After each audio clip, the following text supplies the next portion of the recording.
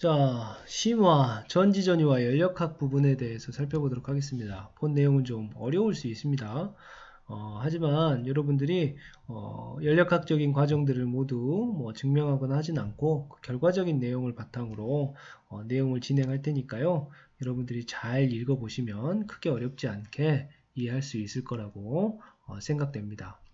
우리가 여기에서 집중적으로 살펴볼 내용은 자유에너지 부분과 전지전이 이를 이용해서 네른스트식을 우리가 그 의미와 어떻게 활용될 수 있는지에 대해서 과정들에 대해서 한번 살펴보도록 하도록 하겠습니다.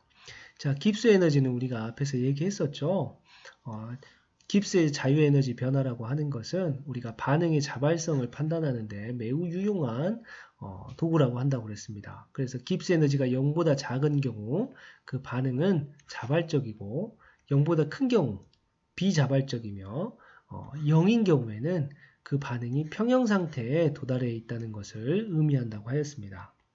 자, 그렇다면 다음과 같이 납과 아연 이온이 반응해서 납이온과 아연으로 반응이 일어날 수 있는지 이 여부를 우리가 어떻게 판단해 볼 수 있는지 전지전이를 이용해서 판단해 보는 방법에 대해서 알아보도록 하겠습니다. 자, 깁스 에너지의 의미를 좀 더 폭넓게 의미를 해석해 보면 깁스 에너지는 화학 반응에서 얻을 수 있는 최대 1이라는 의미를 가지고 있습니다. 그러므로 깁스 에너지를 다음과 같이 전지전이와 관계를 이끌어낼 수 있는 것이죠. 이 관계에 대한 내용은 우리가 지금 여기에서 자세하게 살펴볼 단계가 아니므로 결과만 활용하도록 하겠습니다. 다시 얘기하지만 표준 깁스 에너지는 전기에 대한 화학 반응에서의 전기로 얻을 수 있는 최대 인이므로 마이너스 NF E 너트 즉 여기에서 F는 패러데이 상수로 1몰당 가지고 있는 전자 1몰의 전하량을 의미하는 것으로 우리가 이 F는 96485 쿨롱을 라는 상수를 갖습니다. 어떻게 얘기할 수 있냐면 전자 하나의 전하량이 1.6 곱하기 10의 마이너스 19승 쿨롱이잖아요. 그때 1몰이 숫자가 6.02 곱하기 10의 23승 개수를 말하므로 둘의 곱으로 계산을 해보면 다음과 같이 1몰당 다음과 같은 전하량을 갖는다고 우리가 계산해 낼 수 있습니다. 그래서 표준 깁스 에너지는 마이너스 몰수 곱하기 F 즉 몇 몰의 전자가 가지고 있는 n몰의 전자가 가지고 있는 전하량을 의미하고요. 여기서 이 너트는 그때 전지에서의 전지 전이값을 얘기합니다. 자, 표준 깁스 에너지가 0보다 작으면 자발적이라고 했어요. 그죠? 그렇게 된다면 다음과 같이 이 너트 즉 전지 전이값은 어떻게 되는 게 자발적일까요? 그렇죠. 0보다 크게 되면 깁스 에너지가 0보다 작아지므로 이렇게 됐을 때 그 전지는 자발적으로 작동할 수 있는 것입니다. 반면에 전지 전이 값이 0보다 작게 되면 깁스 에너지가 0보다 크게 되므로 그 전지는 자발적으로 작동할 수 없게 되는 것입니다. 자, 그러면 이제 이 반응이 자발적으로 일어날지 안 일어날지 우리가 판단해 볼 수 있습니다. 자, 한번 해보겠습니다. 자, 여기서 납의 표준 환원전이 값은 우리가 교재 앞에서 찾아보면요. 86쪽에 나와 있네요. 마이너스 0.13 볼트 값을 갖습니다. 그리고 아연의 표준 환원전이 값은 마이너스 0.76 볼트이죠. 근데 이 반응에서 보면 아연이 지금 환원되고 납이 지금 산화되는 반응입니다. 그러면 이게 환원전극으로 사용되었고 이게 산화전극으로 사용되었다는 얘기네요. 그러면 이 반응에 대한 전지전이를 우리가 계산해보면 환원전이에서 산화전이를 빼야 되므로 전극을 빼야 되므로 마이너스 0.76 빼기 마이너스 0.13이 돼서 이 전지전이 값은 얼마가 되냐면 마이너스 0.63V가 된다는 것을 알 수 있습니다. 자, 전지전이 값을 계산했더니 음수가 나왔어요. 자, 이게 0보다 작은 경우는 바로 깁스 에너지가 0보다 크다는 결과를 나타내기 때문에 전지를 이와 같이 구성했을 때 이 전지는 자발적으로 반응을 한다, 안 한다? 하지 않는다는 것이죠. 그 역반응이 자발적으로 일어나는 전지가 된다는 것을 우리가 알 수 있습니다. 자, 그러므로 이와 같이 유용하게 전지 전위를 측정함으로써 우리가 전지가 제대로 작동할지 안 할지를 다음과 같은 식을 이용해서 유추해낼 수 있는 것입니다.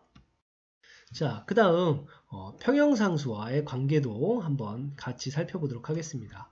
방금 앞에서 깁스 에너지가 마이너스 NFE 라고 한다고 그랬어요. 자, 여기서 얘는 전지전위, 표준 전지전위, 여기서 F는 패러데이 상수, N은 전자의 몰수를 의미한다고 했습니다. 자, 근데 우리가 평형상수, 깁스 에너지와 평형상수의 관계가 다음과 같이 RT분의 lnK의 관계가 있다고 공부하였습니다. 그러면 여기에서 전지전위 값과 평형상수의 관계를 우리가 다음과 같이 이끌어낼 수 있겠습니다. 자, 마이너스 NF를 이항시키게 되면 다음과 같이 우리가 표준 전지전위는 NF분의 RT lnK라고 관계를 이끌어낼 수 있습니다. 앞에서 설명했듯이 이것은 전자의 몰수고요. F는 패러데이 상수로 96485라는 쿨롱퍼몰의 상수고요. RT는 이상기체, T는 표준 상태므로 25도씨에서의 절대온도 298켈빈이 되겠죠. 그러므로 이것을 그리고 lnk에서 이 ln을 상용록으로 취해주게 되면 그래서 상수로 전환해주면 다음과 같은 식을 얻어낼 수 있습니다. 그래서 전지전위와 평형상수의 관계를 얘기할 수 있는 것이죠. 자, 그렇기 때문에 우리가 어떤 특정 반응에서의 그때의 표준 전지전위 값을 측정하게 되면 그 반응에 대한 평형상수를 쉽게 결정할 수 있는 것입니다. 자, 다음과 같이 이 반응에 대한, 이 산화하는 반응에 대한 표준 전지전위 값을 이렇게 다음과 같이 측정할 수 있고 그로 인해서 그 전지전위에서의 K 값을 우리가 다음과 같이 계산해낼 수 있는 것입니다. 자, 이 식도 여러분들이 잘 기억하셔야 되겠어요. 자, 지금부터는 농도가 변했을 때 네른스트식을 이용해서 어떻게 전지전위를 구하는지 그 방법에 대해서 살펴보도록 하겠습니다. 자, 표준 상태가 아닌 상태에서의 깁스 에너지는 우리가 다음과 같이 정의할 수 있습니다.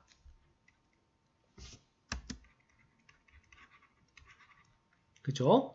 자, 그럴 때, 자, 표준 상태의 깁스 에너지는 다음과 같이 마이너스 NF 이너트 그리고 그냥 깁스 에너지는 표준 상태가 아니기 때문에 마이너스 NF 전지전위 이와 같이 나타낼 수 있고 이것을 각각 대입하게 됩니다. 그러면 다음과 같은 식을 얻을 수 있고요. 양변을 자, NF로 나눠주게 되면 다음과 같은 매우 중요한 식을 얻게 됩니다. 자, 여기에서 상수들을 전부 다 계산하고 이 자연로그를 사용로그로 바꿔서 다음과 같이 나타내면 이 식이 바로 네른스트 식이라고 합니다. 네른스트라는 화학자가 이 식을 유도해내었죠. 자, 그러면 이 네른스트식을 어떻게 활용할 수 있는지 그 방법에 대해서 살펴보도록 하겠습니다. 자, 니켈 2가 이온이 10-4승몰이 있고 크롬 3가 이온이 다음과 같이 2.0 곱하기 10의 3승몰의 농도를 가지고 있다고 하겠습니다. 그러면 그때 표준 환원전이 값이 다음과 같이 마이너스 0.25와 마이너스 0.74를 갖는다고 하였습니다.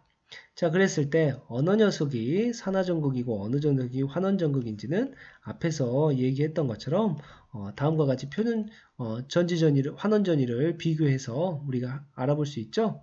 그러면 얘가 전부 더 크기 때문에 이 녀석이 환원전이로 사용되고 이 녀석이 전극으로 사용된다는 것을 우리가 알 수 있겠습니다.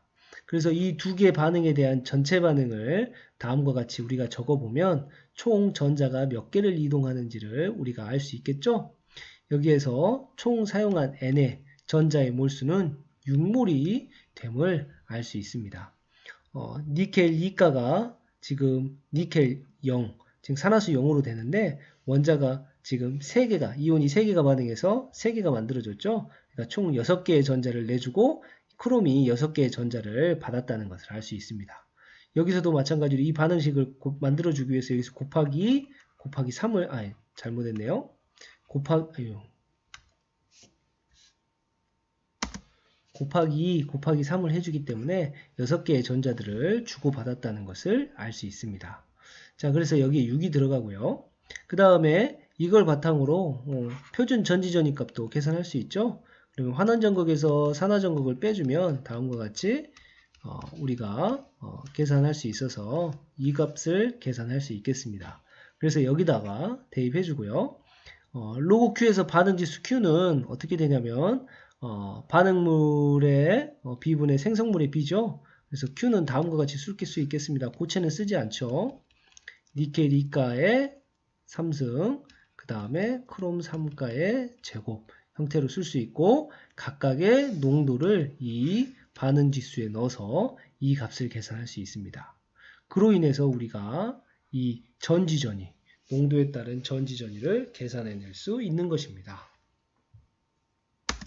결과적으로 이 네른스트식을 이용하면 다른 농도의 전해질 용액으로 만든 전지를 사용하거나 또는 전지를 사용하는 동안 전해질의 농도가 변했을 때 이 전지의 전위값을 네른스트식을 이용해서 계산할 수 있다는 것이죠. 자, 이번에는 반대로 전지 전위를 우리가 측정을 해가지고 물질의 농도도 우리가 알아낼 수 있습니다. 자, 미량의 구리이온이 들어있는 용액이 있습니다. 이 용액에서 구리이온의 농도가 얼마나 되는지 알고자 하는 것이죠. 그러면 어떻게 하면 되느냐? 1몰짜리 질산은 용액에다가 금속을 담그고요. 여기다가 구리전극을 꼽은 다음에 이때의 전위값을 측정해보면 구리이온의 농도를 알 수 있다는 것입니다. 자, 방법은 네른스트식을 똑같이 이용합니다. 그리고 이때의 전체 반응이 다음과 같이 되겠죠. 그리고 이때 이 전위값을 우리가 측정을 하게 되면 얘를 알 수 있습니다. 그리고 구리와 은이 반응했을 때 전지 전위값도 우리가 계산해낼 수 있죠. 각각의 표준 환원 전위값을 다음과 같이 환원전극에서 산화전극을 빼서 0.46을 구해서 얘도 우리가 구할 수 있습니다. 그렇게 되면 이제 얘는 우리가 측정했고요. 얼마로 나왔다고 했냐면 책에서는 0.62로 나왔다 그랬네요. 그러면 이제 우리가 알고자 하는 것은 이 두 개인데 여기에서 우리가 아까 얘기했듯이 질산은의 농도를 1몰로 우리가 세팅을 해줬다 그랬어요. 그러니까 여기가 1이 되겠죠. 그러면 이 식에서 우리가 나온 것은 바로 구리이온의 농도만 남기 때문에 다음과 같이 전지전위 값을 측정해 가지고 구리이온의 농도를 알아낼 수 있는 것입니다. 실제로 이온의 농도를 측정하는 기기들이 다음과 같은 네른스트식을 이용해서 용액의 농도를 측정하고 있습니다. 자, 이상으로 심화 내용 전지전위와 연력학 부분을 마치도록 하겠습니다.